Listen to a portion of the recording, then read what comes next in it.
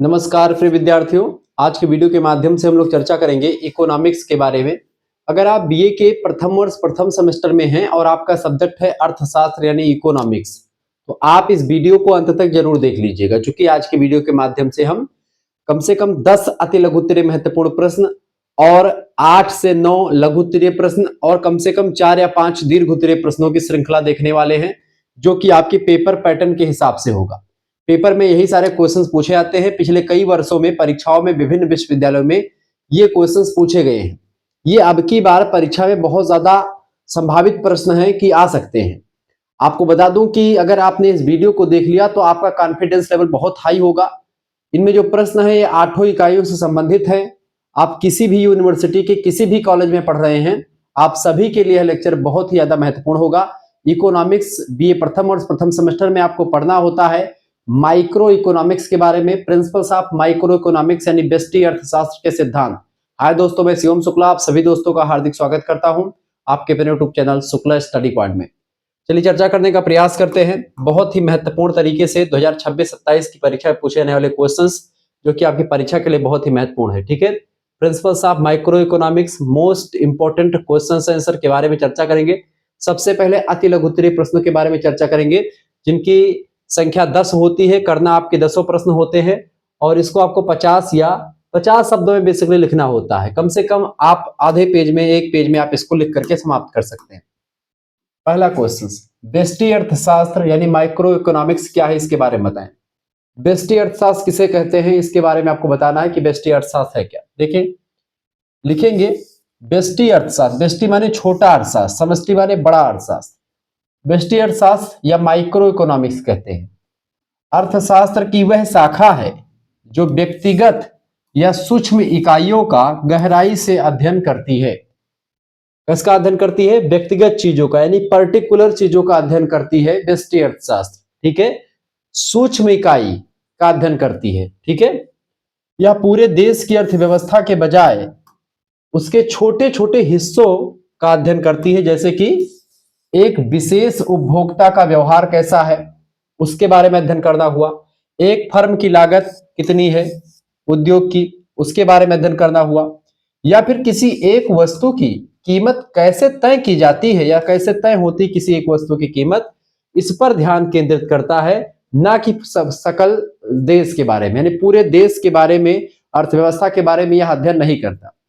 जबकि इसकी ठीक विपरीत जो समष्टि अर्थशास्त्र होता है, यानी जिसको आप मैक्रो इकोनॉमिक्स कहते हैं, उसमें आप पूरे देश की अर्थव्यवस्था के बारे में, जीडीपी के बारे में, जीएनपी के बारे में, ठीक है, इन सभी के बारे में, आप राष्ट्रीय आय के बारे में अध्ययन करते हैं। लेकिन इसमें आप प्रति व्यक्ति चीजों के बारे में अध्ययन करते हैं, किसी पर्टिकुलर चीज का आप इसमें अध्ययन करते हैं। ठीक है, मान लीजिए उदाहरण के तौर पर मैं आपको बताऊं, उदाहरण मैंने बड़ा अच्छा लिख रखा है। मान लीजिए कि आप यह अध्ययन कर रहे हैं कि मैगी की कीमत बढ़ने पर लोग उसे कितना कम खरीद रहे हैं। ठीक है, तो मैगी की कीमत बढ़ने पर लोग उसे कितना कम खरीद रहे हैं, इस बात पे आपको रिसर्च करना है। तो यह व्यष्टि अर्थशास्त्र का विषय होगा, व्यष्टि अर्थशास्त्र का अध्ययन होगा। यदि आप पूरे देश की महंगाई दर को देख रहे हैं कि महंगाई दर कितनी बढ़ रही है, तो वह समष्टि यानी कि मैक्रो इकोनॉमिक्स का अध्ययन होगा। लेकिन मात्र मैगी की महंगाई पर अगर आप फोकस करते हैं तो वो व्यष्टि अर्थशास्त्र होगा। समझ में आ रही चीजें? यानी व्यष्टि अर्थशास्त्र किसी पर्टिकुलर एक चीज पर ध्यान केंद्रित करती है, जबकि समष्टि अर्थशास्त्र संपूर्ण देश की महंगाई दर को निकालती है। और एक केवल मैगी जो है कि कीमत क्यों बढ़ी है, इसका पूरा का पूरा एक बायोडाटा निकालता है। क्लियर? ये चीज आपकी क्लियर हुई? आगे बढ़ते और भी चीजों को जानने का प्रयास करते। एक बार फटाफट से वीडियो को लाइक कर दीजिएगा, चैनल पर अगर नए तो सब्सक्राइब भी कर दीजिएगा, क्योंकि इसी प्रकार से इंफॉर्मेटिव वीडियो में लगातार आपके लिए लाता रहता हूं। दूसरा क्वेश्चन, दूसरा प्रश्न है अर्थशास्त्र की दुर्लभता संबंधी परिभाषा दीजिए। दुर्लभता किसे कहते हैं? दुर्लभता संबंधी परिभाषा अर्थशास्त्र की क्या है, इसको समझते हैं। दुर्लभता, दुर्लभता की अवधारणा बेसिकली लॉर्ड रॉबिन्सन नाम के एक अर्थशास्त्री है, उन्होंने दिया। बताया मूल रूप से चयन यानी कि चॉइस का विज्ञान है ये। दुर्लभता मतलब क्या होता है कि क्या चीज हमको चुनना है। ठीक है, तो अर्थशास्त्र मूल रूप से चयन का विज्ञान है। उनके अनुसार, किसके अनुसार? लॉर्ड रॉबिन्सन के अनुसार हमारी इच्छाएं असीमित होती हैं, मनुष्य जो है अनंत इच्छाओं का स्वामी होता है।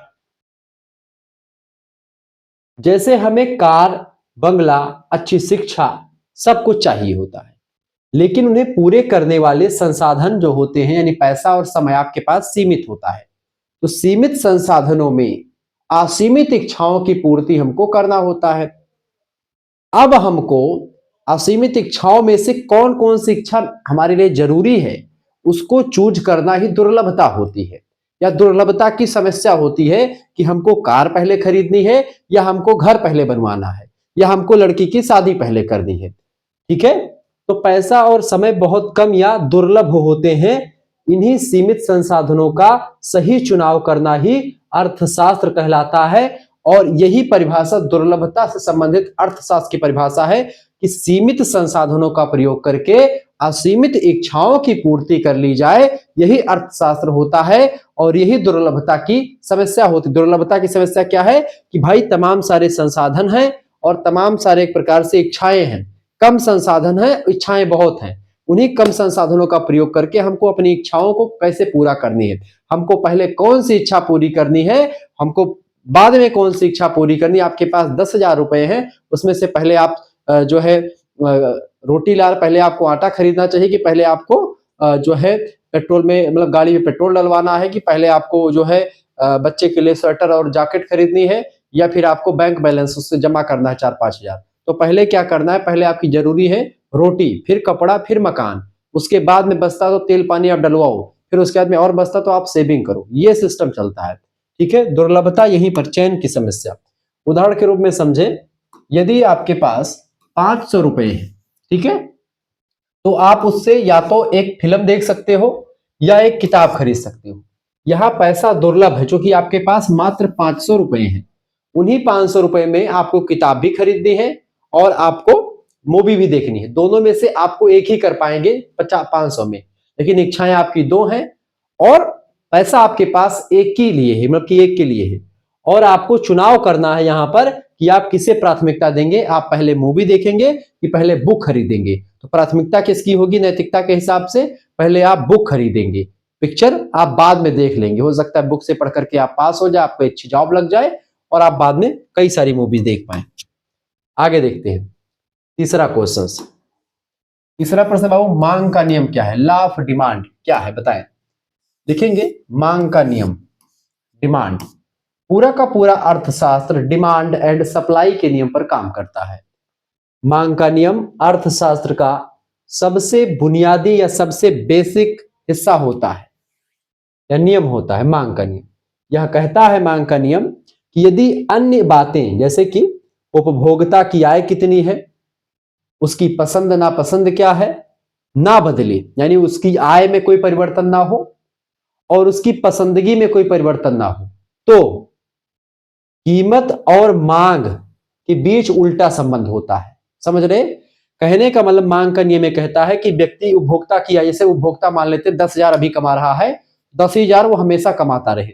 उसकी पसंद है कि भाई चीनी की चाय पीनी है तो चीनी की चाय उसको पसंद ही है, ये नहीं कि बाद में गुड़ की चाय वो पसंद करने लगे, तो फिर तो जो है कीमत बढ़ने से प्रभाव पड़ेगा। अब उसी की पसंद वही है, तो अब चीनी चाहे बेटा, कीमत जो है अगर बढ़ती है चीनी की, तो मांग जो होगी वो एक प्रकार से घट जाएगी। किसी भी वस्तु की कीमत बढ़ने से उसकी मांग घट जाती है। जैसे आप 10 बार चाय पीते थे दिन भर में, तो अगर चीनी की कीमत बढ़ जाएगी तो आप 5 ही बार चाय पीने की कोशिश करेंगे। ठीक है, जैसे कोरोना काल में गुटखा बीड़ी सिगरेट का दाम बढ़ गया था, ठीक है, दारू का दाम बढ़ गया था। ऐसे में जो पीने वाले थे, जो इसको खाने वाले थे, उन्होंने सोचा कि भाई चलो 4 पैकेट अगर हमें कमला पसंद मिलता रहा तो हम 4 पैकेट ना खाए के हम 2 पैकेट आज खाबे। समझत हो, यहाँ पर किसी का प्रचार नहीं हो रहा है। तो जैसे मैं एक उदाहरण के तौर पर आपको समझा रहा हूं, क्लियर। तो यही चीजें हैं कि आप जैसे कीमत अगर आपकी बढ़ रही है किसी भी चीज की, चीनी की कीमत बढ़ रही है तो चीनी आप कम खरीदेंगे, चाहे आप थोड़ा कम पिएंगे, ठीक है।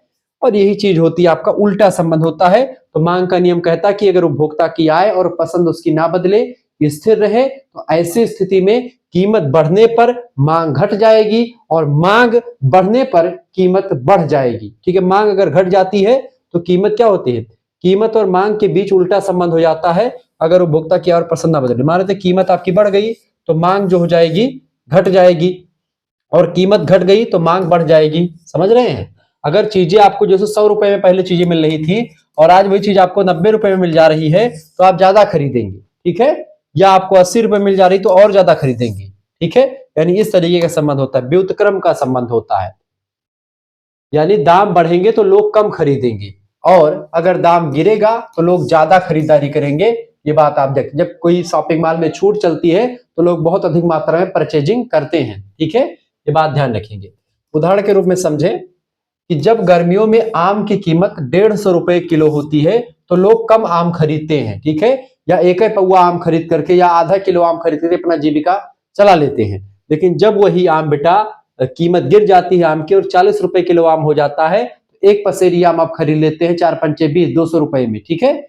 इस तरीके से आप एक पसेरी आम खरीद करके आराम से खाते हैं, 2-4 किलो एक साथ खरीदने लगते हैं।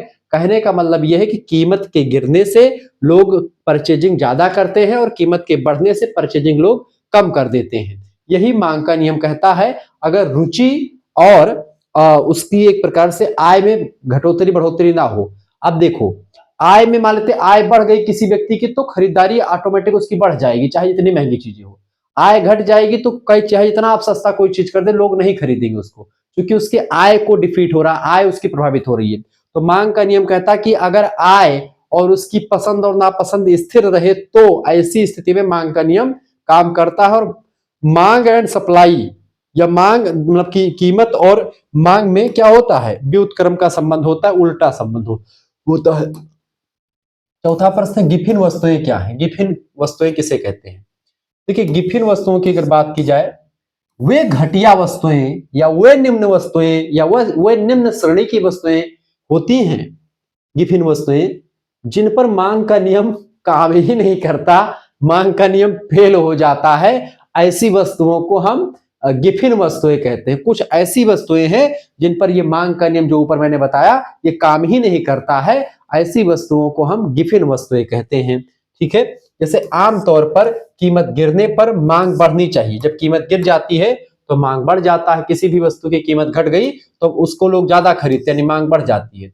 लेकिन गिफिन वस्तुएं जो होती महोदय, इसकी कीमत गिरने पर गरीब लोग उन्हें और कम खरीदने लगते हैं, क्योंकि उनकी वास्तविक आय बढ़ जाती है और अब वे अच्छी चीजें खरीदने के काबिल हो जाते हैं।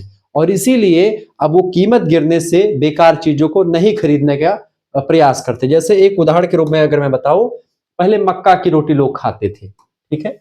उदाहरण के तौर पर यदि मक्का की कीमत बहुत गिर जाए तो गरीब व्यक्ति मक्का खा करके पैसे बचाने के बजाय क्या करेगा, उन पैसों से थोड़ा चावल या गेहूं खरीदना पसंद करेगा, क्योंकि यहाँ मक्का एक गिफिन वस्तुएं हैं। अब मक्का जो है उतनी ज्यादा मक्के की रोटी, मक्के का चावल लोग खाना कम पसंद करते हैं। पहले ठीक है लोग खाते पीते थे मजबूरी में, अब उनके पास पैसा हो गया, वो चावल खाएंगे, ठीक है, और वो क्या खाएंगे, आटा से बढ़िया रोटी खाएंगे। कहने का मतलब यानी गिफिन वस्तुएं घटिया वस्तुएं होती हैं जिन पर मांग का नियम फेल हो जाता है। पांचवा प्रश्न, उत्पादन फलन किसे कहते हैं? प्रोडक्शन फंक्शन को परिभाषित कीजिए। देखिए, उत्पादन फलन की अगर बात की जाए तो हमें यह बताता है उत्पादन फलन कि साधनों यानी कि इनपुट्स जो होते हैं और पैदावार यानी आउटपुट, हमारे पास कितना स्रोत है किसी चीज को उत्पादित करने का, और उसका पैदावार यानी कि हमारे पास कितना सोर्स है और कितना पैदावार है, उनके बीच का क्या संबंध है, उसी को उत्पादन का फलन कहा जाता है। उत्पादन फलन यानी कोई चीज आपने किया तो उसका क्या फल प्राप्त हुआ, ठीक है। यानी आपके पास इनपुट कितना था और आपने पैदावार कितना किया, ठीक है, उन्हीं के बीच का संबंध बताता है उत्पादन फलन। यह एक तकनीकी गणना होती है जो यह दिखाती है कि अगर हम लेबर श्रम, लेबर यानी श्रम, और मशीनरी यानी पूंजी जो अपनी है उसकी एक निश्चित मात्रा लगाएं तो हमें कुल कितना माल बन करके मिलेगा और कितना इससे हम लाभ कमा पाएंगे, यही सब चीजें इस गणना के तहत हम निकालते हैं। उदाहरण के तौर पर अगर हम देखें, जैसे कि एक टेलर की दुकान में अगर एक सिलाई मशीन और एक दर्जी मिलकर के दिन भर में 5 शर्ट बनाते हैं, एक मशीन प्लस एक दर्जी बराबर 5 शर्ट की होती है, उस दुकान का उत्पादन फलन यही हो जाएगा। एक मशीन एक दर्जी मिलकर के 5 शर्ट एक दिन में बनाते हैं, तो ये उत्पादन फलन हो जाएगा कि भाई कितना उत्पादन हो रहा है इसका, ठीक है। ये चीज ध्यान रखेंगे। आगे देखते हैं, अगला क्वेश्चन आपका आ चुका है, 6ठा नंबर प्रश्न। इसको जानने से पहले आपको बता दो कि अगर आपको पीडीएफ प्राप्त करना है इकोनॉमिक्स का, ठीक है, कई सारी चीजों का पीडीएफ आपको मिल जाएगा इसमें, economics, geography, political science, Hindi, history, Sanskrit, सभी सब्जेक्ट का आपको मिल जाएगा। SMS कर दीजिएगा 9984 039 139 पर आप SMS कर दीजिएगा। ठीक है, इस नंबर पर जैसे आप SMS करेंगे, क्या SMS करना आपको, अपना नाम, अपनी यूनिवर्सिटी का नाम, अपने सब्जेक्ट के नेम और आप किस सेमेस्टर पहले सेमेस्टर का नाम लिख करके भेजिए। सभी सब्जेक्ट का नाम लिख करके भेजिएगा। फर्स्ट एंड सेकंड सेमेस्टर के कोर्स के लिए अभी व्यवस्था कर दी गई है, मात्र 150 रुपए में फीस कम कर दी गई ऑफर के तहत। 9984 039 139 नंबर पर SMS कर दीजिएगा, अपना नाम, यूनिवर्सिटी का नाम, अपने सभी सब्जेक्ट के नाम लिख करके भेज दीजिएगा और बता दीजिए गुरुजी हमको फर्स्ट एंड सेकंड दोनों सेमेस्टर का फीस मतलब जोड़ना है। जैसे ही तरह लेकर के भेजेंगे, आपके पास एक QR कोड स्कैनर भेजा जाएगा, उसी स्कैनर पर आपको मात्र 150 रुपए फीस जमा करके, आपको जैसे जमा करेंगे उसका स्क्रीनशॉट भेजेंगे, आपको व्हाट्सएप ग्रुप में जोड़ा जाएगा। वहीं पर आपको लाइव क्लास की link, video lecture, PDF note सब कुछ आपको मिल जाएगा।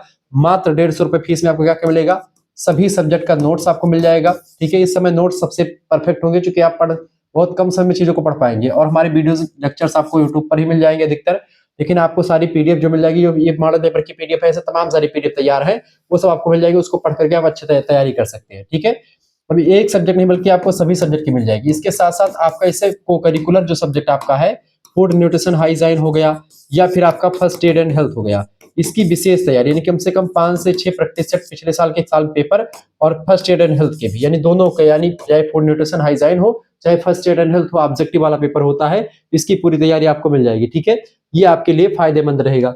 यहाँ पर एक चीज और ध्यान रखेंगे कि आपके लिए व्यवस्था क्या है बेटा, व्यवस्था यही है कि सब कुछ आपको मिलेगा, लेकिन जो बच्चे केवल और केवल जो है फर्स्ट सेमेस्टर का ही फीस जमा करना चाहते हैं, तो फर्स्ट सेमेस्टर की फीस कितनी है, फर्स्ट सेमेस्टर की फीस 100 रुपए है सभी सब्जेक्ट का। ठीक है, और अगर आप केवल सेकंड सेमेस्टर का जोड़ना चाहते हैं तो सेकंड सेमेस्टर की फीस भी 100 रुपए है, लेकिन दोनों एक साथ जोड़ते हैं तो आपका 200 रुपए लगना चाहिए वैसे, लेकिन 200 रुपए नहीं, केवल एक साथ जोड़ेंगे तो ऑफर में आपका 150 रुपए में ही हो जाएगा, जिसमें आपको सेकंड सेमेस्टर तक पूरा 6 महीने तक की क्लास और वीडियो लेक्चर सब कुछ आपको मिलते रहेंगे, सारी जानकारी आपको मिलती रहेगी, हर एक सब्जेक्ट की क्लासेस चलती रहती हैं। ठीक है, और PDF नोट, बेसिकली इस ग्रुप का मेन मकसद क्या है, PDF नोट्स आपके लिए मिलता है और PDF नोट्स आपकी परीक्षा के लिए बहुत ही बेहतर होता है। आप एक सब्जेक्ट की सीरीज खरीदते हैं, आप खुद ही गणित लगा लीजिए, आप इकोनॉमिक्स के स्टूडेंट है, ठीक है, आप गणित लगाइए, एक सब्जेक्ट की सीरीज 60 रुपए की आती है, तो 5 सब्जेक्ट की सीरीज कितने की आएगी, 300 रुपए की एक सेमेस्टर की सीरीज हो गई। 2 सेमेस्टर की सीरीज का दाम कितना हो जाएगा, 2 से गुणा कर दीजिए, 600 रुपए आप दाम खर्च करते हैं सेकंड सेमेस्टर, एक मतलब कि 2 सेमेस्टर का फीस मतलब की सीरीज खरीदते हैं इंपॉर्टेंट प्रश्नों के लिए। और अगर आप हमसे जुड़ते हैं तो तमाम से कम 4-5 प्रैक्टिस सेट पिछले साल के साल पेपर के साथ, ये सब आपको मिल जाता है। सेकंड सेमेस्टर परीक्षा ऑब्जेक्टिव होगी, उसकी विशेष तैयारी होगी आपकी, कम से कम 5 से 6 प्रैक्टिस सेट आपको मिल जाएंगे पिछले साल के साल पेपर के साथ। ठीक है, तो आपके लिए एक बढ़िया दस्तावेज तैयार करके मैं दूंगा और आपको कहीं पर भटकना नहीं पड़ेगा, किसी से के आगे आपको झुकना नहीं पड़ेगा, आप परीक्षा में अच्छे अंक प्राप्त करेंगे, आप टॉप भी कर सकते हैं।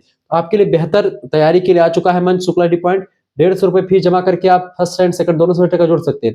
ये फीस आप किसी दूसरे से भी जमा करवा सकते हैं, आपके घर में कोई भी चलाता हो, आप किसी भी यूनिवर्सिटी के किसी भी कॉलेज में है, राम मनोहर लोहिया विश्वविद्यालय, वीर बहादुर सिंह पूर्वांचल विश्वविद्यालय, महात्मा गांधी काशी विद्यापीठ, जननायक चंद्रशेखर बलिया विश्वविद्यालय, MJ प्यारू बरेली रुहेलखंड, मां शाकुंभरी सहारनपुर, राजा महेंद्र प्रताप सिंह स्टेट यूनिवर्सिटी।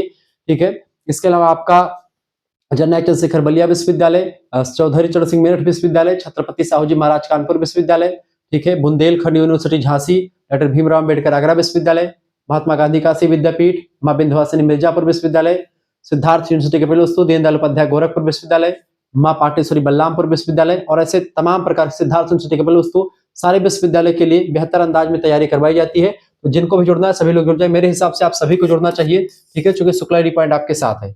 चलिए आगे बढ़ते हैं और चीजों को जानने का प्रयास करते हैं।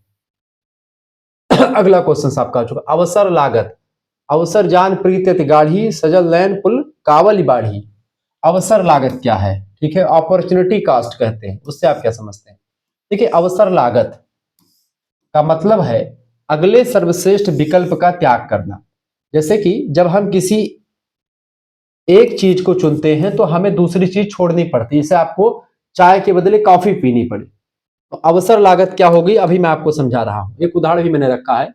तो हमें दूसरी चीज छोड़नी पड़ती है जब हम किसी एक चीज को चूज करते हैं, चुनते हैं, तो जो चीज हमने छोड़ी है उसकी कीमत ही चुनी गई चीज का अवसर लागत होता है। यानी कि जो उसकी कीमत, जिस वस्तु को आपने छोड़ा है उस वस्तु की कीमत जो होती है वही कीमत चुनी हुई चीज की अवसर लागत होती है। यानी चुनी हुई चीज की अवसर लागत क्या होगी, उस वस्तु की कीमत जिसको आपने छोड़ी वही अवसर लागत होगी। जैसे मान लेते हैं आपकी उदाहरण के रूप में मान लीजिए आपके पास समय है जिसमें आप या तो आप नौकरी करके 10,000 कमा सकते हैं या कोचिंग जा करके पढ़ाई कर सकते हैं।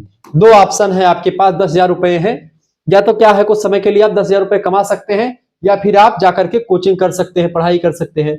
अगर आप पढ़ाई चुनते हैं बाबू, तो वह 10,000 जो आपने नहीं कमाया है उस पढ़ाई करने के दौरान, वही पढ़ाई की अवसर लागत हो जाती है कि भाई अगर मैं पढ़ाई ना करता तो 10,000 रुपए में कमा लेता। यानी अवसर लागत वहां पर क्या हो गई, यानी अवसर लागत क्या है कि पढ़ाई की अवसर लागत वहां पर क्या हो जाएगी, वो 10,000 रुपए हो जाएगी। ठीक है, ये क्लियर हो गया आपका, बहुत अच्छे तरीके से आपने समझा। आगे देखते हैं अगला क्वेश्चन से महोदय, प्रश्न है आपका सम उत्पाद वक्र आइसोक्वेंट कर्व क्या होता है। देखिए सम उत्पाद वक्र वह रेखा होती है जो दो साधनों, खास करके श्रम साधन एक है और एक दूसरा है पूंजी। श्रम और पूंजी जो होते हैं किसी भी उत्पादन के, किसी भी फर्म के दो पैर होते हैं या दो पहलू होते हैं जिन पर टिका होता है पूरा का पूरा फर्म या कंपनी कोई। श्रम यानी लेबर, पूंजी यानी जो मकान मतलब जो मालिक है कंपनी का वो। तो श्रम और पूंजी के उन अलग अलग जोड़ों को दिखाती है क्या, एक रेखा, जो कि जो समुत्पाद वक्र है वह रेखा है, वह लाइन है जो दो साधनों के उन अलग अलग जोड़ों को दिखाती है। दो साधन कौन कौन से हैं, श्रम और पूंजी, जिनसे उत्पादन की मात्रा एक समान रहती है। तो सम उत्पाद वह रेखा होती है, सम उत्पाद वक्र वह रेखा है जो दो साधनों यानी श्रम और पूंजी के उन अलग अलग जोड़ों को दिखाती है, जिनसे उत्पादन की जो मात्रा होती है, जो क्वांटिटी ऑफ प्रोडक्ट होता है, वो एक समान ही रहता है। उत्पादक इन जोड़ों में से कोई भी चुन सकता है क्योंकि उसे बराबर माल मिलता है। ठीक है, जैसे उदाहरण के रूप में समझें कि एक किसान दो मजदूर और एक ट्रैक्टर लगा करके 100 क्विंटल गेहूं उगाता है। एक किसान है वो दो मजदूर लगाता है और एक ट्रैक्टर का प्रयोग करके 100 क्विंटल गेहूं उगाता है। या फिर वह 5 मजदूर लगा करके एक जीरो ट्रैक्टर नहीं, कोई ट्रैक्टर नहीं प्रयोग करता है और तब भी वो यानी कि अगर एक मजदूर दो मजदूर लगा करके एक ट्रैक्टर के साथ वो 100 क्विंटल गेहूं उगाता है, लेकिन वह ट्रैक्टर का प्रयोग ना करे, वह केवल 5 मजदूर लगा करके 100 क्विंटल गेहूं प्राप्त करता है। ठीक है, तब भी उसका जो है जो उत्पादन जो फलन है जो उसको मिला है वो एक प्रकार से बराबर का मिला है, उगाता है। तो ये दोनों तरीके एक ही समुत्पाद वक्र पर होंगे क्योंकि दोनों का जो फलन है, दोनों का जो उत्पादन है वो उतना ही हो रहा है। भले ही साधन अलग अलग प्रयोग करके किए गए हों लेकिन उसका उत्पादन फलन जो है एक ही मिल रहा है। यही समुत्पाद वक्र होता है कि उत्पादन कई तरीकों से होता है लेकिन हर तरीकों का जो उत्पादन का जो मान आए वो सेम आए। ठीक है, 8वां क्वेश्चन आप देखते हैं। 8वां क्वेश्चन से पूर्ण प्रतियोगिता किसे कहते हैं, परफेक्ट कंपटीशन की विशेषता बताएं। देखिए पूर्ण प्रतियोगिता एक बाजार होती है, एक काल्पनिक बाजार स्थिति होती है जहां खरीदार और विक्रेता यानी कि जो क्रय करने वाले होते हैं, जो विक्रय करने खरीदार और जो बेचने वाले होते हैं बहुत अधिक होते हैं। यहाँ कोई भी अकेला व्यक्ति कीमत तय नहीं कर सकता। कीमत बाजार की मांग और पूर्ति से तय होती है। जैसे जैसे डिमांड बढ़ती है सप्लाई उसी हिसाब से बढ़ाई जाती है। सप्लाई कम रह जाती है तो दाम बढ़ जाते हैं, सप्लाई ज्यादा हो जाती है तो दाम घट जाते हैं। ये स्थिति रहती है। इसमें क्या होता है, पूर्ण प्रतियोगिता। बाजार में एक ही दुकान, एक ही जैसे कम से कम हजारों दुकान है एक ही चीज की, हजारों डॉक्टर बैठे हैं, हजारों जो है दुकानें तमाम सारी हैं। जैसे मोबाइल की दुकान है तो तमाम सारे मोबाइल की दुकान है और तमाम प्रकार की जैसे जो भी दुकान है सब कुछ सारी दुकानें हैं। ऐसी स्थिति में क्या होता है कि वहां पर चीजें क्लियर हो जाती है। उदाहरण के रूप में जैसे गेहूं या चावल का बाजार, मंडी, यहाँ बहुत सारे किसान हैं और बहुत सारे खरीदार हैं। सबका गेहूं लगभग एक जैसा समरूप होता है और कीमत भी पूरे बाजार में एक समान रहती है। यही होता है आपका पूर्ण प्रतियोगिता बाजार, जहां पर जो वस्तुएं हैं वो भी एक जैसी होती है और उसका कीमत कोई एक व्यक्ति निर्धारित नहीं करता है, उसका कीमत कोई डिसाइड भी नहीं कर सकता है। वो एक प्रकार से डिसाइड है, सभी किसान का कीमत उतना ही मिलेगा। यही होता है आपका पूर्ण प्रतियोगिता बाजार। ऐसे इसके खिलाफ एक होता है, ऐसे इसके विपरीत होता है आपका एकाधिकार। एकाधिकार में क्या होता है, जैसे कोई व्यक्ति ने एजेंसी ले लिया किसी भी चीज की, अब उसी के पास केवल सब कुछ है, दूसरी दुकान नहीं है, तो ऐसे में वो व्यक्ति माल कभी कभी रोक करके बढ़ा भी सकता है रेट, कभी घटा भी सकता है, तो वो अपने हिसाब से करता है, वहां पर प्रतियोगिता नहीं होती है। प्रश्न आपका एकाधिकार, मोनोपोली जिसको कहते हैं, यही वही प्रश्न आ चुका। एकाधिकार बाजार क्या है? एकाधिकार वह स्थिति है जहां बाजार में केवल एक ही कंपनी या एक ही व्यक्ति का राज होता है। उसका कोई मुकाबला यानी कंपटीशन नहीं होता, इसलिए वह अपनी मर्जी से कीमत वसूल कर सकता है। ठीक है, वहां पर उसके कंपटीटर कोई नहीं होता है। अंग्रेजों ने यहाँ से क्यों फ्रांसीसियों को भगा दिया, क्यों डचों को भगा दिया, क्यों पुर्तगालियों को भगाया? क्योंकि उनको पता था कि अगर डच, पुर्तगाली और फ्रांस के लोग यहाँ पर अपनी कंपनी स्थापित करे रहेंगे तो हम भारतीयों को मूर्ख नहीं बना पाएंगे, हमारा एक अधिकार नहीं होगा। इसलिए उन्होंने अर्थतंत्र पर पूरा एक अधिकार करने के लिए यहाँ से बाकी कंपनियों को भगाने का काम किया, क्या कि ताकि एक अधिकार स्थापित कर ले, जितना मर्जी उतना दाम फिट करे किसी भी वस्तु का। उदाहरण के तौर पर समझे, भारत में भारतीय रेलवे, इंडियन रेलवेज, रेल यात्रा की सुविधा केवल सरकार दे रही है, कोई दूसरी प्राइवेट ट्रेन कंपनी नहीं है। इसलिए रेलवे का एक अधिकार है, वो जितना चाहे किराया बढ़ा सकती है, जितना चाहे किराया घटा सकती है, उसके कंपटीशन में कोई दूसरा सिस्टम नहीं है। ठीक है, ये बात आप ध्यान रखते हैं, क्योंकि कोई प्राइवेट रेलवे नहीं है, ये चीजें हैं। ऐसे ही मान लेते हैं कि कोई भी चीज है एक ही है, तो वो भाई अपने हिसाब से चीजें करेगा। जैसे मान लेते हैं मैं यूट्यूब पर पढ़ाता, मैं मनमर्जी करता अपना, ठीक है, और कोई ना पढ़ाता होता तो मैं एकाधिकार हो जाता, लेकिन तमाम सारे लोग पढ़ा रहे हैं, इसलिए यहाँ पर क्या है, यहाँ पर पूर्ण प्रतियोगिता है। ठीक है, यूट्यूब पर बहुत सारे टीचर्स पढ़ाते रहते हैं। ठीक है, चले आगे देखते हैं। 10वां प्रश्न, उपभोक्ता की बचत, कंज्यूमर्स सरप्लस क्या होता है? फटाफट से आप बताने का प्रयास करेंगे। आगे देखते हैं। तो उपभोक्ता की बचत जो होती है, कंज्यूमर सरप्लस क्या है? उपभोक्ता की बचत, कभी कभी क्या होता है कि हम किसी चीज के लिए ज्यादा पैसे देने को तैयार हो जाते हैं। ठीक है, जैसे कोई भी चीज हम खरीदने जाते हैं उसके लिए दाम ज्यादा दे देते हैं, या जैसे मान लेते हैं सरप्लस चीज वो होती है जैसे कि अपने से ज्यादा हो जाए। ठीक है, या जितना दाम मान लेते हैं हमने 100 रुपया लगाया था दाम, हमारा 80 में ही कोई व्यक्ति आकर के सेट करवा दे, तो 20 हमारा सरप्लस हो जाता है, बचत हो जाती है। तो कभी कभी हम किसी चीज के लिए ज्यादा पैसे देने को तैयार होते हैं, लेकिन बाजार में वह हमें सस्ती मिल जाती है।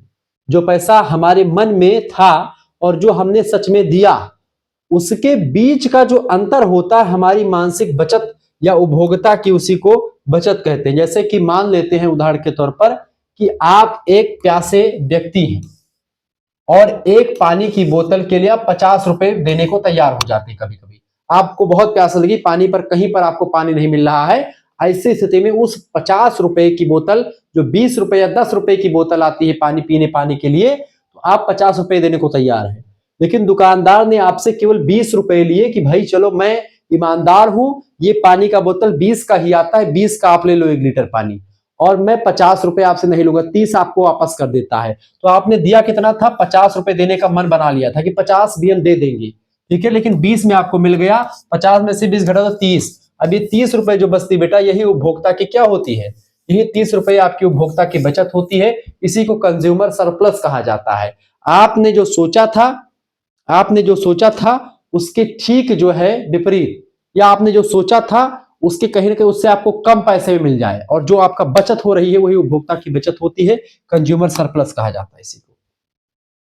अब लघु उत्तरीय प्रश्न की बात करते हैं, यानी कि खंडवा की लघु उत्तरीय प्रश्न देखते हैं। प्रश्न संख्या 1, तटस्थता वक्र, इंडिफरेंस कर्व क्या है, इसकी मुख्य विशेषताओं की विवेचना कीजिए। उत्तर लिखेंगे, तटस्थता वक्र विश्लेषण उपभोक्ता व्यवहार को समझने का एक आधुनिक तरीका होता है। क्या तटस्थता वक्र क्या होता है? उपभोक्ता के व्यवहार को समझने का एक आधुनिक, एक मॉडर्न जो है सिस्टम होता, तरीका होता है।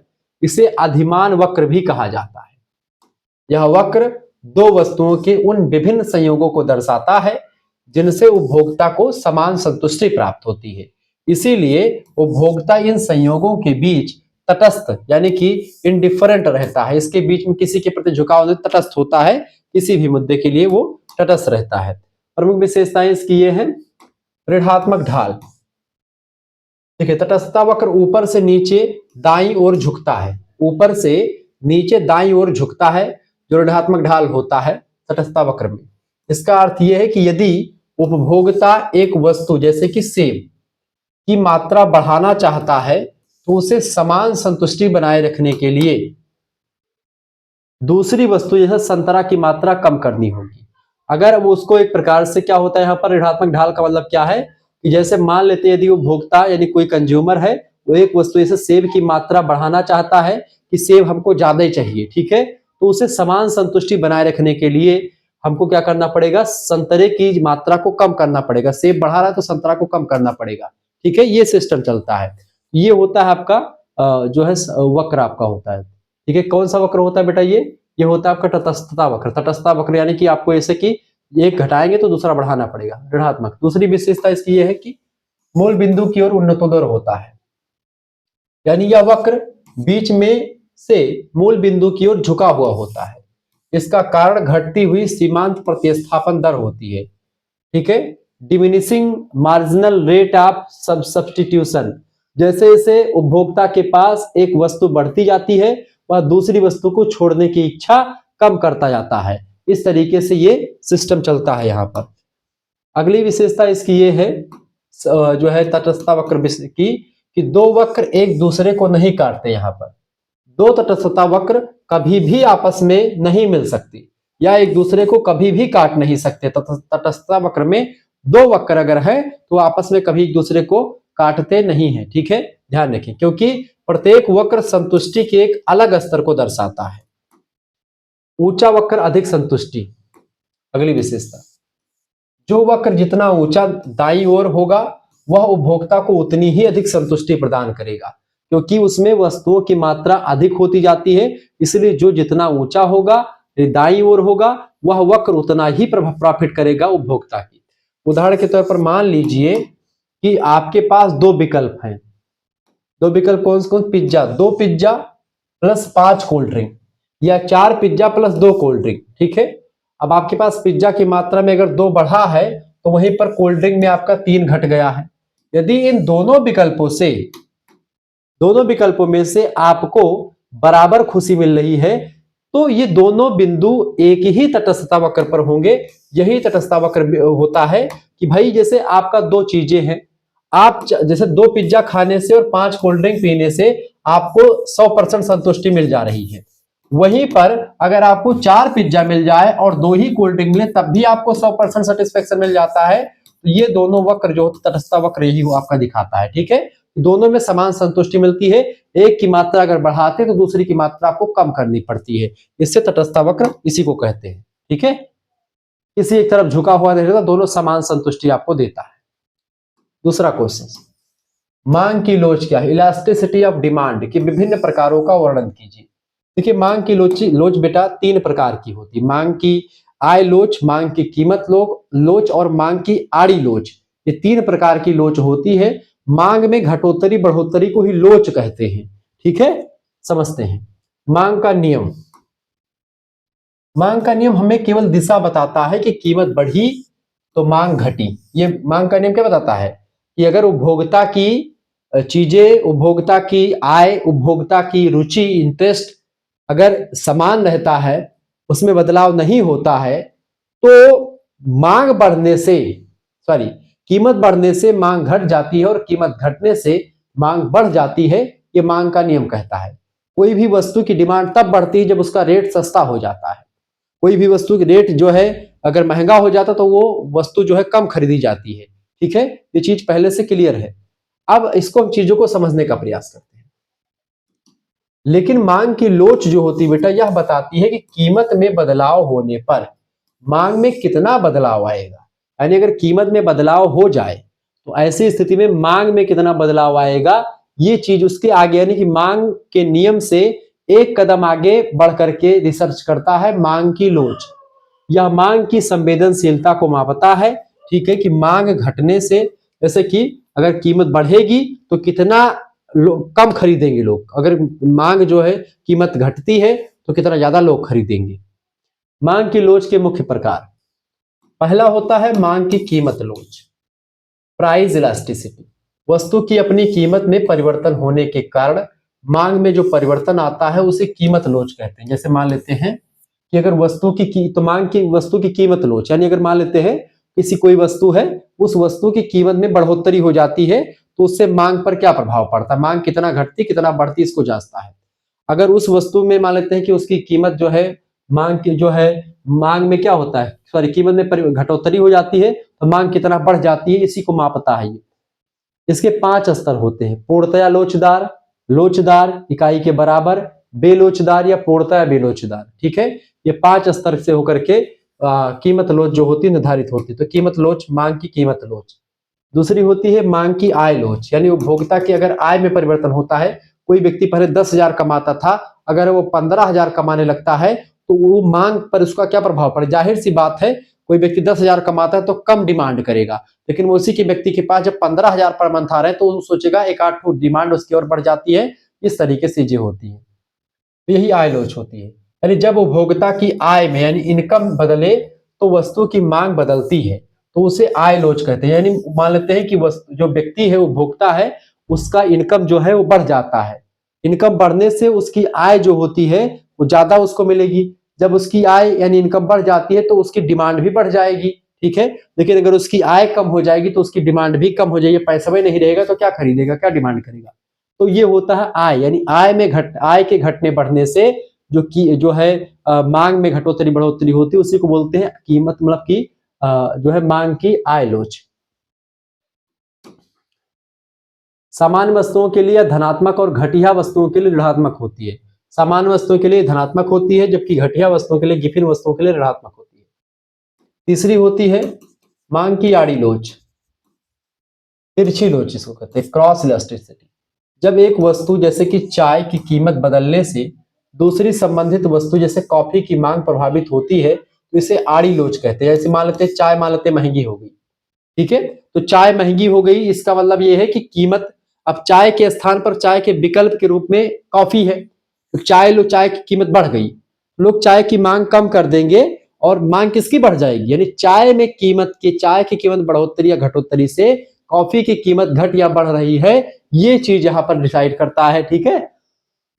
तो मांग प्रभावित होती है तो इसे हम आड़ी लोच कहते हैं। ये बात आप ध्यान रखें। क्लियर हो गया आपका। यानी कि जब एक वस्तु की कीमत घटने या बढ़ने से किसी दूसरी वस्तु की कीमत घटती या बढ़ती है, या मांग में उसके किसी दूसरी वस्तु की मांग प्रभावित होती है, ऐसे वस्तुओं, ऐसे लोच को हम आड़ी लोच या तिरछी लोच कहते हैं।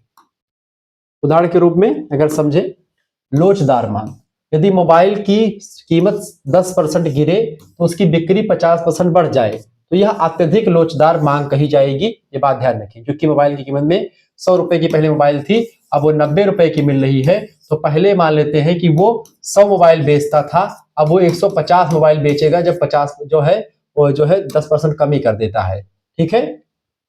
दूसरा बेलोचदार मांग, नमक की कीमत चाहे कितनी भी बढ़ जाए, बेलोचदार मांग क्या होती है, यानी कि कोई भी प्रभाव ही नहीं पड़ता कीमत बढ़ने या घटने से। जैसे मान लेते नमक, अब नमक की कीमत आप कितना भी बढ़ा दो, लोग नमक खाना बंद थोड़ी कर देंगे, लोग उसकी मांग में खास कमी नहीं करेंगे।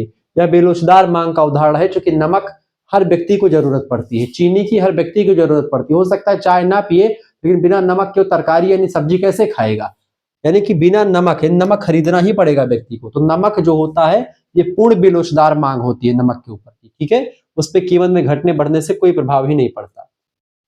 आगे देखते हैं। तीसरा क्वेश्चन आपका आ चुका है, परिवर्तनशील अनुपातों के नियम, लॉ ऑफ वेरिएबल प्रोपोर्शन को स्पष्ट कीजिए। देखिए यह नियम अल्पकाल यानी कि शॉर्ट रन में उत्पादन के व्यवहार को समझाता है। जब हम उत्पादन के कुछ साधनों को स्थिर जैसे भूमि या मशीन रख करके केवल एक साधन जैसे श्रम की, परिवर्तनशील अनुपातों का नियम क्या होता है। क्या होता है कि जब हम उत्पादन के कुछ साधनों को स्थिर रख देते हैं, जैसे कि भूमि या मशीन स्थिर रहती है, रख करके केवल एक साधन पर फोकस करते हैं, यानी श्रम पर, श्रम की मात्रा बढ़ाते हैं। जैसे मशीन एक ही है, लेकिन हमने पहले 10 मजदूर थे, अब हम 20 कर दे, 30 कर दे, ये जब हम उसको बढ़ाते हैं तो क्या होता है, तो कुल उत्पादन में होने वाले बदलाव को यह नियम दर्शाता है, ठीक है। इस नियम की 3 अवस्थाएं होती। पहली होती बढ़ते प्रतिफल की अवस्था। शुरुआत में जब हम मजदूर बढ़ाते हैं कंपनी में तो काम का बंटवारा बेहतर होता है और कुल उत्पादन बहुत तेजी से बढ़ जाता है जब हम शुरुआत में मजदूरों को बढ़ाते हैं तो। फिर दूसरी स्थिति आती है घटते प्रतिफल की अवस्था। एक बिंदु के बाद क्या होता है कि ज्यादा मजदूर लगाने से मशीन या भूमि पर दबाव ज्यादा बढ़ता है, उत्पादन बढ़ता तो है लेकिन बढ़ने की रफ्तार धीमी हो जाती है, क्योंकि लोग बहुत ज्यादा हो चुके हैं। एक उत्पादक इसी अवस्था में रुकना पसंद करता है, ठीक है, यानी वो थक जाता तो सोचता कि भाई एक लोग है ही, वो काम कर ही रहे हैं, तो ये सिचुएशन आ जाती है। तीसरी अवस्था यहाँ पर यह पैदा होगी कि ऋणात्मक प्रतिफल की अवस्था आ जाती है। यदि फिर भी मजदूर बढ़ाए जाते हैं लगातार तो वे एक दूसरे के काम में बाधा डालने लगेगी और कुल उत्पादन बढ़ने के बजाय अब घटने लगेगा। ठीक है। एक समय के लिए तो अच्छी मानी जाती व्यवस्था ये कि मजदूर अगर बढ़ा दे, मशीन की आय को स्थिर रखा जाए, केवल मजदूर को बढ़ाते रहे, उसका पहला तो बेनिफिट्स मिलेगा, लेकिन बाद में अगर बढ़ाते जाएंगे तो फिर उसका डिमोशन होता जाएगा, उसमें कमियां आती जाएंगी। जैसे मान लेते हैं एक छोटी सी टेलर की दुकान में 2 मशीनें हैं, 2 सिलाई मशीन है। एक दर्जी होने पर काम धीरे होता है, अब 2 दर्जी हो गए हैं, 2 दर्जी होने पर काम बढ़िया चल रहा है, क्योंकि 2 मशीन है और दोनों जो है बढ़िया से काम कर रहे, तो पहली अवस्था हो गई। दूसरी अवस्था क्योंकि, लेकिन अगर उसी छोटी दुकान में आप 10 दर्जी और कर दे तो वे आपस में टकराएंगे। अब 2 ही मशीन है, कब क्या काम करेगा, टकराएंगे। कुछ लोग उसी में गप्पे मारेंगे और शर्ट फटने या खराब होने का चांस बढ़ जाएगा, तो ये तीसरी अवस्था हो जाती है। कहने का मतलब यह है कि ज्यादा लेबर करने से उत्पादन जरूर थोड़ा बढ़ जाता है एक समय के लिए, लेकिन बाद में लेबर आप बढ़ाते रहेंगे तो उसका मशीन पर या जमीन पर जब दबाव पड़ेगा, इसका नकारात्मक इफेक्ट भी आएगा।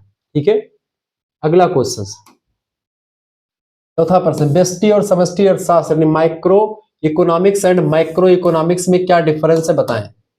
अर्थव्यवस्था के अध्ययन को 2 मुख्य शाखाओं में बांटा गया है। इन दोनों में मूल अंतर अध्ययन की इकाई का होता है, क्योंकि व्यष्टि अर्थशास्त्र के अध्ययन की इकाई अलग होती है और समष्टि की अलग होती है। व्यष्टि अर्थशास्त्र छोटा अर्थशास्त्र होता है, समष्टि अर्थशास्त्र बड़ा अर्थशास्त्र होता है।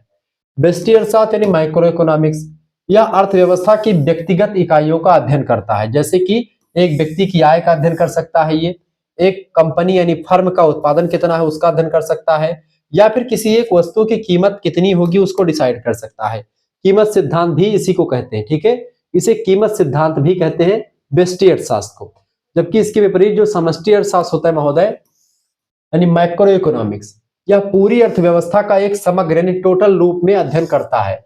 जैसे ये पूरे राष्ट्र का राष्ट्रीय आय का अध्ययन करता है, नेशनल इनकम का। इसके साथ ही साथ में यह कुल रोजगार का भी अध्ययन करता है, मुद्रास्फीति यानी कि महंगाई, और जो है महंगाई कितनी आती है, डिफ्लेशन। ठीक है, और इसके अलावा बजट कितना बनेगा, पूरे के पूरे देश का बजट एक साल का कितना होगा, इसे आय और रोजगार का सिद्धांत कहते हैं।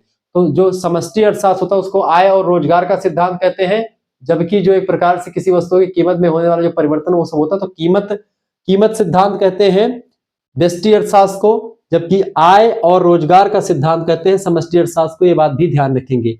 इस तरीके से आय और रोजगार के बारे में अध्ययन करता है, पूरे सकल देश के बारे में अध्ययन करता है समष्टि अर्थशास्त्र, और किसी पर्टिकुलर चीज के बारे में अध्ययन करता है व्यष्टि अर्थशास्त्र। ठीक है, आगे देखते हैं।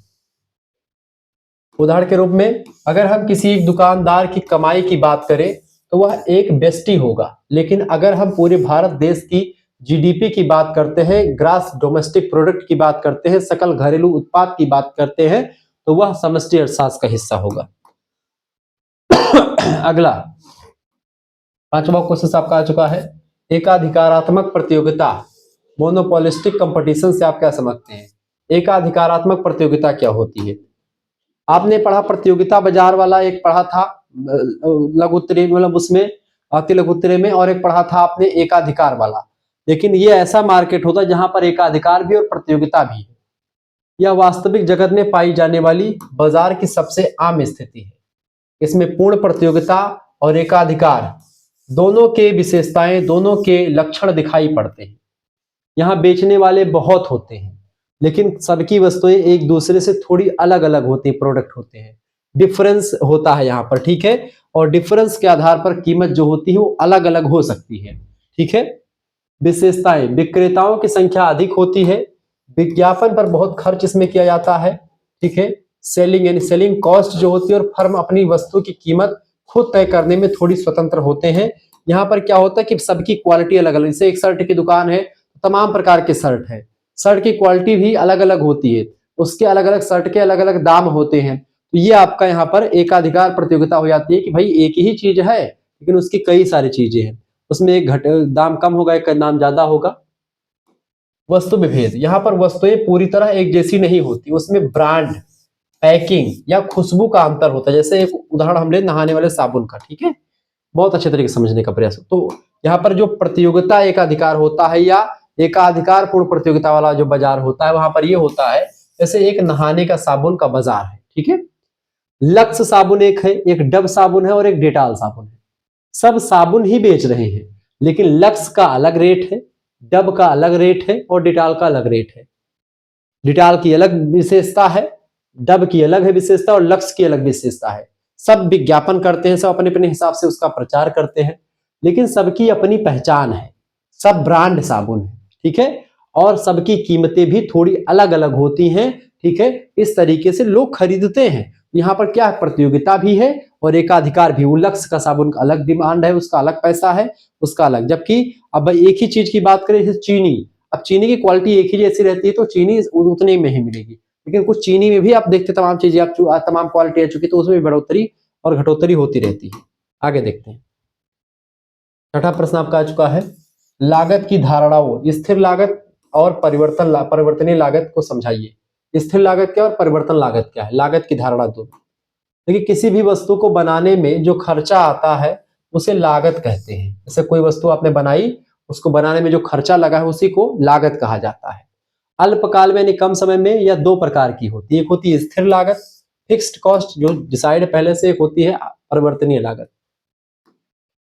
जो स्थिर लागत होती है यह वह खर्चा है जो उत्पादन शुरू होने से पहले ही करना पड़ता है और उत्पादन घटे या बढ़े या नहीं बदलता है, मतलब कि इसका लागत उतनी ही है, ठीक है, लागत इसमें उतनी है, उत्पादन चाहे घटे या बढ़े उससे नहीं फर्क पड़ता है, लेकिन इसकी कीमत जो है, मतलब इसका जो लागत है वो उतना ही मूल्य रहता है, स्थिर लागत। जैसे फैक्ट्री का किराया जो होता है वो स्थिर, आपका चाहे घाटा हो चाहे मुनाफा हो, उसमें फैक्ट्री का किराया आपको उतना ही देना ही पड़ेगा, ठीक है। ये बात आप ध्यान, जैसे आप एक दुकान लिए हुए हैं रेंट पर, किराए पर, तो आपको किराया देना है कि महीने का उसको 2000 देना है, जिससे आपने लिया तो 2000 देना है, आपकी बिक्री हो या ना हो, ठीक है। लागत तो एक फिक्स होती है। मशीनों का खर्च जो होता है फिक्स होता है। अस्थाई कर्मचारियों का वेतन जो आपको देना है वो फिक्स होता है, ठीक है। इस तरीके से मशीनों का खर्चा, अस्थाई कर्मचारियों का वेतन, फैक्ट्री का किराया, ये सब फिक्स वाले हैं, यानी स्थिर लागत है, इनमें बदलाव नहीं होता। चाहे आपका घाटा हो चाहे फायदा हो, चाहे आप बहुत ज्यादा वस्तुओं को बना पाए चाहे कम वस्तुएं बना पाए, इसमें जो होता है लागत पर कोई प्रभाव नहीं, लागत पहले से डिसाइड होती है। ऐसी लागत को स्थिर लागत कहते हैं। दूसरी लागत होती है परिवर्तनीय लागत, ठीक है, वेरिएबल कॉस्ट। ये कॉस्ट क्या होती बेटा, यह वह खर्चा होता है जो उत्पादन बढ़ने पर बढ़ता है। जैसे आपको मान लेते 100 शर्ट छापनी थी और आपने 200 शर्ट छापी है तो उसमें लागत में परिवर्तन हो जाएगा, ठीक है। और उत्पादन घटने पर वह एक प्रकार से खर्चा घट जाएगा, उत्पादन बढ़ने पर खर्चा बढ़ जाएगा, ऐसी लागत। जैसे कच्चा माल, रॉ मटेरियल जो है, अगर आप ज्यादा खरीदेंगे तो आपको ज्यादा पैसा खर्च करना पड़ेगा, कम खरीदेंगे कम पैसा खर्च करना पड़ेगा। बिजली का बिल, आप जितना बिजली यूज करोगे उतना आपका खर्चा लगेगा, ठीक है। ऐसे ही दैनिक मजदूर, ऐसे दिहाड़ी के मजदूर, आपने 10 मजदूर एक दिन में काम करते तो 10 मजदूर का किराया देना पड़ेगा, 20 करवाओगे तो 20 का देना पड़ेगा, 30 करवाओगे 30 का देना पड़ेगा, 5 करवाओगे 5 का देना पड़ेगा। ये सिस्टम है। यही चीज होता है आपका जो है परिवर्तनीय लागत और आपका स्थिर लागत। दो प्रकार की लागतें होती हैं अल्पकाल के लिए। उदाहरण के तौर पर आप समझ ले, जैसे एक किराया दुकान का किराया, मतलब एक किराना दुकान का किराया 5000 रुपए है एक महीने का, स्थिर लागत है ये। चाहे दुकान में एक भी ग्राहक ना आए, लेकिन जो सामान आप बेचते हैं वह एक प्रकार से तो आप चाहे एक भी ग्राहक ना आए लेकिन आपको 5000 देनी है ये, ठीक है। लेकिन जो सामान आप बेचते हैं वह परिवर्तनीय लागत होती है, जितना ज्यादा बेचेंगे उतना ज्यादा माल खरीदना आपको पड़ेगा, तो ये आपका लागत कितना हो जाए, यानी कि आपने 100 रुपए का बेचा, 100 रुपए का माल 150 का आपका बेचा, तो आपको उसको खरीद करके लाना भी है, ऐसी लागत आपकी हो जाएगी। मैंने आपको समझा ही दिया, कोई दिक्कत की बात नहीं। सातवां प्रश्न, डेविड रिकार्डो बड़े अच्छे अर्थशास्त्री हैं, उनके लगान सिद्धांत, रिकार्डोज थ्योरी ऑफ रेंट का संक्षिप्त वर्णन, यानी कि जो लगान का सिद्धांत है, रेंट का सिद्धांत है, वो क्या है रिकार्डो का। देखिए, डेविड रिकार्डो के अनुसार लगान भूमि की उपज का वह भाग होता है जो भूस्वामी को भूमि की मौलिक और अविनाशी शक्तियों के प्रयोग के लिए दिया जाता है। मुख्य बिंदु यह कि डेविड रिकार्डो का मानना था कि लगान जो होती है, टैक्स जो होता है या रेंट जो होता है, केवल भूमि पर मिलता है क्योंकि भूमि की पूर्ति सीमित है। लगान इसलिए पैदा होता है क्योंकि भूमि की उर्वरता यानी फर्टिलिटी में अंतर होता है, ठीक है। सीमांत भूमि, जो भूमि सबसे कम उपजाऊ होती है उसे सीमांत भूमि कहा जाता है। नो रेंट लैंड कहते हैं इसको, उस पर लागत नहीं मिलता है। लगान केवल अच्छी भूमि पर मिलता है, तो सीमांत भूमि पर लगान नहीं दिया जाता क्योंकि उसका जो है उर्वरक क्षमता नहीं है या वो कम उपजाऊ है। उदाहरण के रूप में समझे, दो खेत है, एक खेत ए बहुत उपजाऊ है और खेत बी जो कम उपजाऊ है। यदि समान मेहनत के बाद खेत ए में 100 क्विंटल जो है उपज हो रही है और बी खेत में 60 क्विंटल अनाज उत्पन्न हो रहा है, तो जो 40 क्विंटल का अंतर है वही खेत ए का लगान होता है। ये बात ध्यान रखेंगे, यानी इस तरीके से ए वाले खेत पर लगान जो है देना पड़ेगा, बी वाले पे उतना नहीं। अगला क्वेश्चन 60वां नंबर प्रश्न आपका आ चुका है, ब्याज का तरलता पसंदगी सिद्धांत क्या है? ठीक है, लिक्विडिटी परफॉर्मेंस थियरी क्या है? ब्याज का तरलता पसंदगी सिद्धांत। देखिए जेएम कीन्स का यह सिद्धांत है। यह सिद्धांत प्रसिद्ध अर्थशास्त्री जेएम कीन्स ने दिया है। उनके अनुसार ब्याज वह कीमत होती है जो व्यक्ति को अपनी तरलता माने तो नगदी रुपया, नगद पैसा छोड़ने के बदले दी जाती है। ब्याज जैसे आपका नगद पैसा आपके पास 10,000 है, तो आपको ब्याज कब मिलेगा? जब आप 10,000 रुपए हमको उसको हटा देंगे। ठीक है, यानी आप एफडी में 1 लाख जमा करते हैं 1 साल के लिए, तो आप भूल जाते हैं कि 1 लाख रुपए मेरा है, तब जाकर के 1 साल बाद आपको 6,000, 6,500, 7,000 रुपए मिल जाते हैं। ठीक है, तो वो चीज आपकी होती है। 3 उद्देश्य होते हैं इसके। लोग नगद पैसा अपने पास 3 कारणों से रखना चाहते हैं। इन कारणों से, क्योंकि रोज के लेन देन के उद्देश्य से, रोजमर्रा के खर्चों के लिए लोग पैसा अपने पास रखते हैं। दूसरा क्या होता है? सतर्कता उद्देश्य, यानी कि अचानक बीमारी आ जाए या इमरजेंसी के लिए कुछ पैसा घर में रखा जाता है। तीसरी बात है सट्टा उद्देश्य, भविष्य में लाभ कमाने के लिए भी कभी कुछ लोग जो है पैसा रखते हैं। ब्याज दर क्या होती है? ब्याज की दर वहां तय होती है जहां मुद्रा की मांग और मुद्रा की पूर्ति बराबर होती है। मुद्रा की मांग और मुद्रा की पूर्ति अगर बराबर है तो वहीं पर ब्याज की दर तय होती है। उदाहरण के रूप में यदि बैंक आपको बहुत कम ब्याज दे तो आप अपना पैसा बैंक में जमा करने के बजाय अपने पास ही रखना पसंद करेंगे, नगद रूप में अपने पास रखेंगे। और जैसे ही बैंक जो होगा ब्याज आपको ज्यादा देने लगेगा, ब्याज बढ़ाएगा, आप अपना कैश बैंक को दे देंगे। यही तरलता का त्याग होता है। ठीक है, तरलता का त्याग यही होता है। ठीक है, ये बात आप ध्यान रखेंगे। खंडसा की बात करते दीर्घ उत्तरीय प्रश्न। पहला प्रश्न आपका, मांग की लोच को मापने की विभिन्न विधियों को विस्तार से बताइए। लिखेंगे मांग की लोच, इलास्टिसिटी ऑफ डिमांड, यह मापती है कि किसी वस्तु की कीमत में परिवर्तन होने पर उसकी मांग में कितना बदलाव आता है। प्रोफेसर मार्शल और अन्य अर्थशास्त्रियों ने इसे मापने के लिए कई विधियों का प्रयोग किया है। मांग की लोच मापने के कई सारे तरीके होते हैं, प्रमुख विधियां। पहला तरीका होता है कुल व्यय विधि, टोटल आउटली मेथड। इस विधि का प्रतिपादन किया था प्रोफेसर मार्शल ने। इसमें हम यह देखते हैं कि कीमत बदलने से वस्तु पर किए जाने वाले कुल खर्चा, टोटल एक्सपेंडिचर पर क्या प्रभाव पड़ता है। अगर हम किसी वस्तु का कीमत जो है बदल देते हैं तो वस्तु पर किए जाने वाला जो कुल खर्चा हमारा है उस पर क्या प्रभाव पड़ता है। अगर कीमत हम ज्यादा कर देते हैं तो हमारा खर्चा से ज्यादा रकम निकल आती है, कीमत कम कर देते हैं तो हमारे खर्चे से कम चीजें मिलती हैं। तो ये होता है आपका कुल व्यय विधि, यानी कि कुल हमने कितना खर्चा किया उस कुल खर्चे के आधार पर हम किसी चीज की कीमत को डिसाइड करते हैं। ठीक है, जैसे खर्चा हुआ मान लेते हैं 100 रुपए का, तो हम खर्चा 100 रुपए देखते हैं कि भाई हमारा मांग की लोच मापने का तरीका क्या होता है कि कुल व्यय विधि, यानी कि हमने कुल कितना खर्चा किया वस्तु को, 100 रुपए खर्चा किया, जाहिर सी बात है हम 110 या 120 का ही बेचेंगे। ठीक है, उस और कम अगर बेचते तो हमारा घाटा होता, 90 का 80 का बेचेंगे तो हमारा घाटा हो जाएगा। ठीक है, इकाई से अधिक लोच, यहाँ पर क्या होता है 3 प्रकार चीजें होती है। इकाई से अधिक लोच यानी ई बराबर ई इज लेस देन 1, यदि कीमत गिरने पर कुल खर्चा बढ़ जाए तो ऐसी स्थिति आती है। इकाई के बराबर लोच ई बराबर 1, यदि कीमत बदले लेकिन कुल खर्चा स्थिर रहता है तो ये एक होता है। तीसरी स्थिति क्या आएगी, इकाई से कम लोच यानी E is less than is a is greater than 1, यदि कीमत गिरने पर कुल खर्चा भी गिर जाता है। 3 स्थिति यहाँ पर आती है। ठीक है, दूसरा होता है प्रतिशत या अनुपातिक विधि, दूसरी विधि होती है। यह विधि सबसे सटीक मानी जाती है, परसेंटेज मेथड। इसमें मांग में होने वाले प्रतिशत परिवर्तन को कीमत में होने वाले प्रतिशत परिवर्तन से भाग दिया जाता है, जो निकलता है वही एक प्रकार से इसका कीमत लोच या ये सब हो जाता है। सूत्र, मांग की लोच बराबर मांग में परसेंटेज में परिवर्तन बटे कीमत में परसेंटेज का परिवर्तन, यही सूत्र होता है। ठीक है, मांग की लोच निकल आती है। मांग में परसेंटेज में मांग मानते मांग में पहले 100% मांग थी, उसमें अब 20% मांग बढ़ गई है, 20% यहाँ पर ऊपर लिख देंगे, 20% बढ़ गई है बटे में कीमत में परसेंटेज में परिवर्तन, कीमत कितना परसेंट घटी है।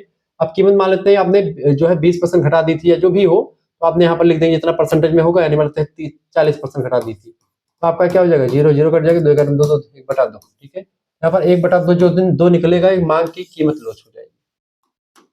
बिंदु विधि, पॉइंट मेथड, जब मांग हुआ करके किसी विशेष बिंदु पर लोच मापनी हो तो इस विधि का प्रयोग करते हैं। इसमें मांग रेखा के निचले हिस्से को ऊपरी हिस्से से भाग दिया जाता है और जो निकलता है वो आपका आ जाता है। सूत्र इसमें क्या है कि बिंदु लोच बराबर निचला भाग यानी लोअर सेगमेंट बटे ऊपरी भाग, दोनों को भाग दे देते हैं, जो भागफल आता है उसी को बिंदु लोच कहते हैं। अगला आपका होता है चाप विधि, आर्क मेथड। जब कीमत में बहुत बड़ा बदलाव हो जाए तब मांग वक्र के दो बिंदुओं के बीच की औसत लोच निकालने के लिए चाप विधि का प्रयोग किया जाता है। कब? जब कीमत में बहुत बड़ा बदलाव होता है तब मांग वक्र के दो बिंदुओं के बीच की औसत लोच निकालने के लिए चाप विधि का प्रयोग करके हम निकालते हैं। ठीक है, ये बात आप ध्यान रखते हैं। आगे देखते हैं और भी चीजों को जानने का प्रयास करते हैं। निष्कर्षतः मांग की लोच को मापना उत्पादकों और सरकार के लिए बहुत जरूरी है, क्योंकि इसी के आधार पर कीमतें और टैक्स जो होते हैं वो तय किए जाते हैं। ठीक है, मांग की कीमत के आधार पर। दूसरा प्रश्न, परिवर्तनशील अनुपातों के नियम लॉ ऑफ वेरिएबल प्रोपोर्टेशन के विस्तार से विवेचना कीजिए। परिवर्तनशील अनुपात क्या होता है समझते हैं। देखिए, यह नियम आधुनिक अर्थशास्त्र का एक आधारभूत नियम है जो अल्पकालिक शॉर्ट रन में उत्पादन के व्यवहार को समझाता है। जब उत्पादन के कुछ साधन जैसे कि भूमि स्थिर हो और केवल एक साधन जैसे श्रम की मात्रा को बढ़ाई जाती है तो उत्पादन के अनुपातों में बदलाव आता है। ये मैंने आपको बताया था छोटे प्रश्न के रूप में।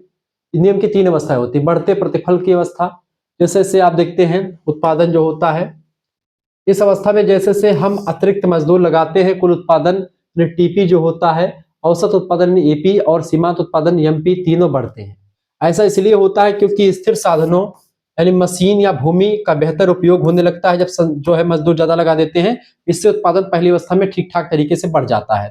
ठीक है, दूसरा अवस्था होती है घटते प्रतिफल की अवस्था, स्टेज ऑफ डिमिनिशिंग रिटर्न्स। एक निश्चित बिंदु के बाद क्या होता है, कुल उत्पादन बढ़ता तो है लेकिन उसकी दर धीमी हो जाती है। बढ़ता है लेकिन दर धीमी हो जाती है। यह सीमांत उत्पादन यानी एमपी और औसत उत्पादन एपी गिरना शुरू हो जाते हैं।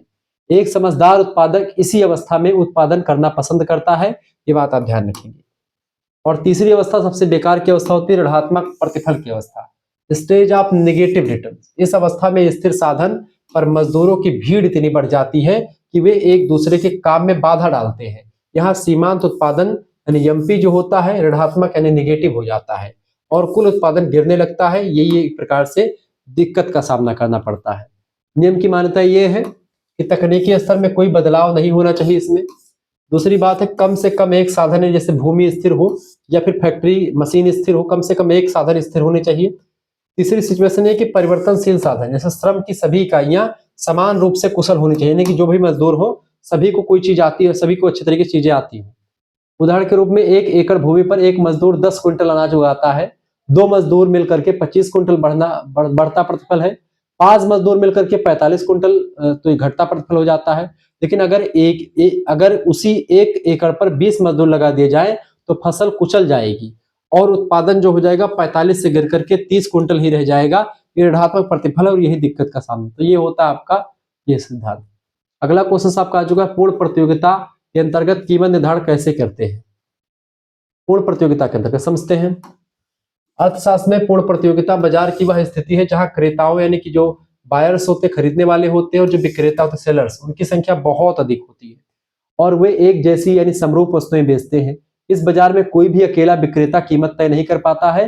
कीमत का निर्धारण जो होता है बाजार की शक्ति और खाली मांग और पूर्ति के द्वारा होता है। अगर मांग जो है ज्यादा है तो उसका रेट ऑटोमेटिक बढ़ जाता है, मांग कम हो जाती है तो रेट घट जाता है। ठीक है, जब मांग जो है अगर मान लेते बढ़ती है तो पूर्ति भी उसी हिसाब से बढ़ाई जाती है। ठीक है, अगर पूर्ति बहुत ज्यादा तो मांग घट जाती है, पूर्ति कम है तो मांग ऑटोमेटिक बढ़ जाती है। कोई सामान अगर मान लेते कि खरीदार 100 लोग हैं और उसका जो है सामान उसके पास 10 ही है, ठीक है, और खरीदार 100 लोग हैं तो कीमत ऑटोमेटिक बढ़ जाएगी उसकी। ठीक है, ध्यान रखेंगे। प्रश्न आप देखने का प्रयास करें, थोड़ा सा इन चीजों को समझने का प्रयास करें।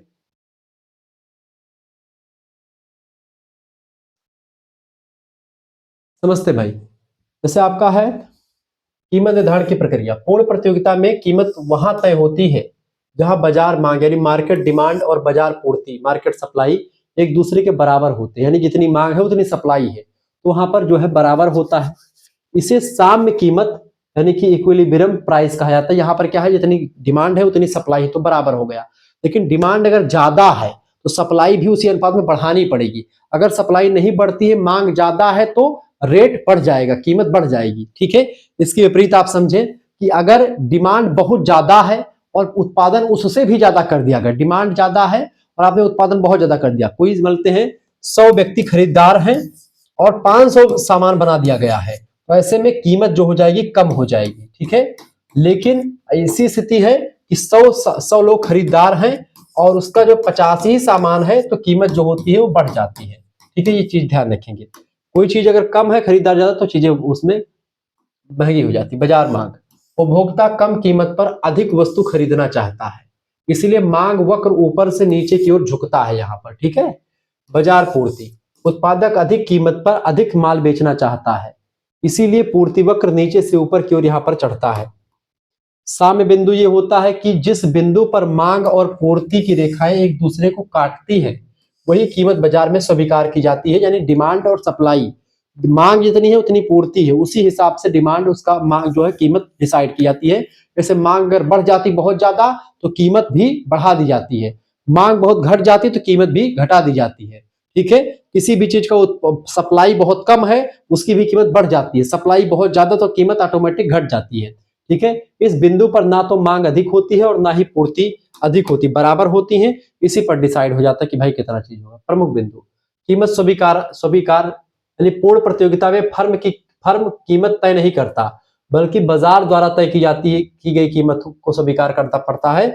मांग के हिसाब से चीजें होती है। जैसे मंडी का रेट आप देखते हैं, सेम यही पूर्ण प्रतियोगिता वाला रेट होता है। ठीक है, तमाम सामान है उसका रेट घटता बढ़ता रहता है मंडी का।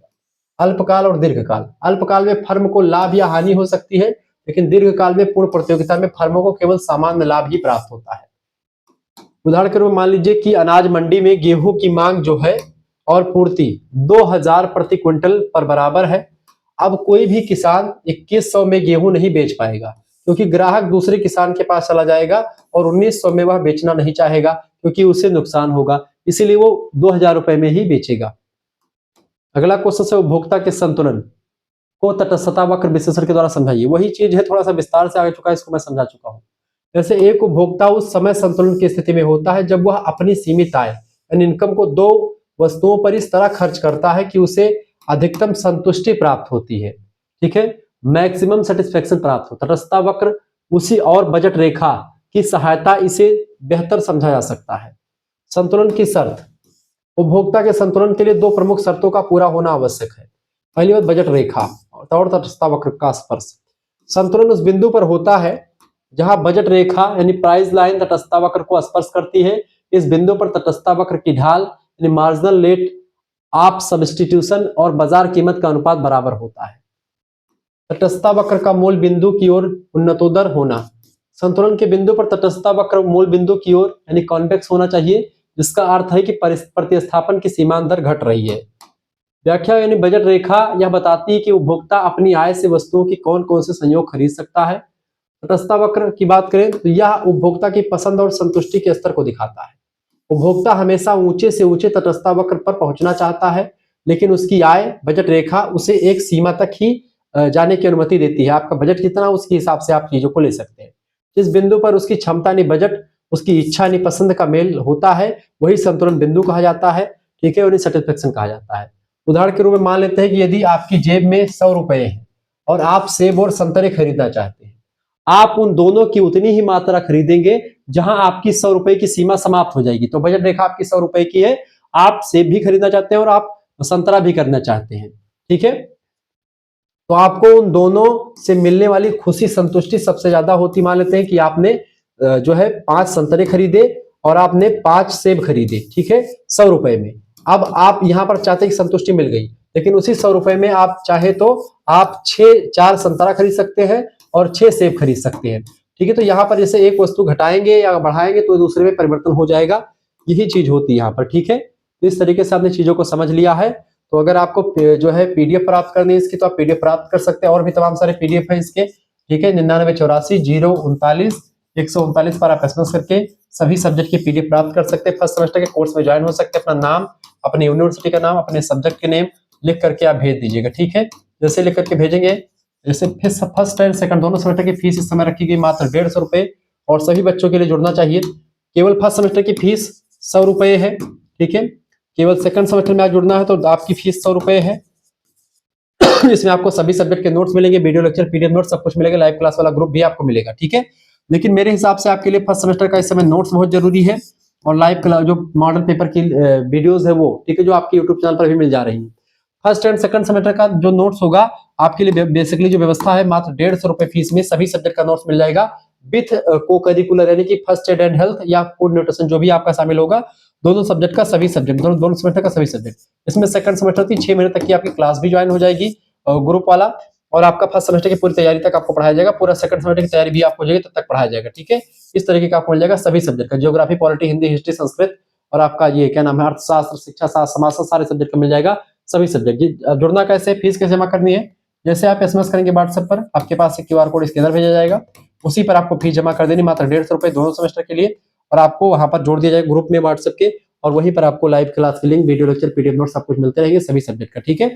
मिलते हैं फिर नेक्स्ट वीडियो में, तब तक के लिए जय हिंद जय भारत। आप सभी का बहुत बहुत धन्यवाद हमारे से जुड़ने के लिए। इसी प्रकार से अपना प्यार दुलार बना रखेंगे। वीडियो को लाइक कर दीजिए, चैनल पर नए तो सब्सक्राइब कर दीजिए। धन्यवाद।